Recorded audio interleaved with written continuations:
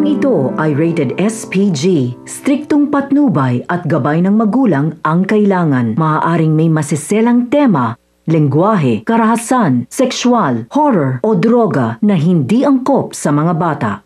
Magandang buhay. Nagdesisyon si Zoe na itago si Moira sa hotel. Habang isasagawa nila ang plano nila dito kay Robert.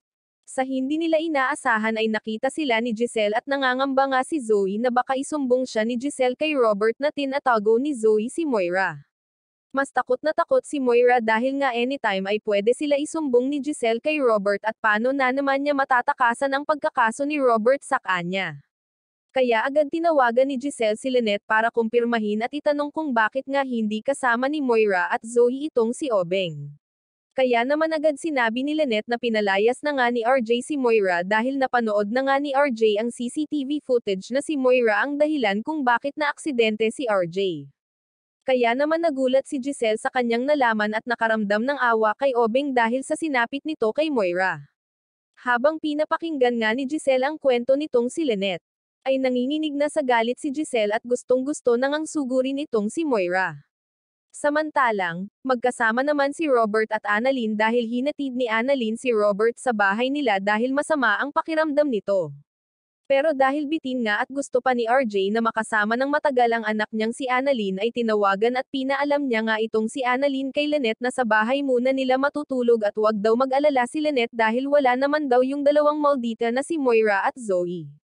At para nga mapapayag si Lynette at mismong si Annalyn na din ang nakiusap kay Lynette na payagan na siyang matulog ni Lynette sa bahay nga nitong si Robert. Kaya naman hindi na nakatanggi si Lynette at pinayagan na niya si Annalyn na makasama at makatulog sa bahay nitong si Robert. Pero nag-aalala pa din nga itong si Lynette na baka abutan ng mag-inang Moira at Zoe si Annalyn na matutulog sa bahay nila. Kaya naman sinigurado ni Robert na paprotektahan niya daw si Annalyn laban nga dito kay Moira at Zoe.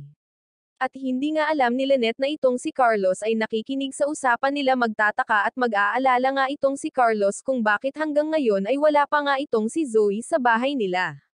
Samantalang pagkatapos marinig ni Giselle lahat ng balita tungkol kay Moira at Zoe ay hindi na siya nakapagpigil at nilapitan na nga niya itong si Moira at nginungod sa pagka na nasa harap niya. At nararapat nga daw yun kay Moira dahil sa pagpapahirap ni Moira sa pamilya nila Obeng. Habang sinasabsob nga ni Giselle ang mukha ni Moira sa pagkan ay pilit pinipigil ni Zoe si Giselle sa ginagawang kasalanan ni Moira, sa kabilang banda naman ay laking gulat nga ni Annalyn nang dumating si Zoe, at hindi nga matanggap ni Zoe na nandun si Annalyn at suot-suot pa ang kanyang panjam, paano kaya paprotektahan ni Robert si Annalyn sa isa pa niyang anak. Yan nga ang kaganapan sa Abot Kamay na Pangarap, huwag kalimutan na mag-subscribe at i-like ang video.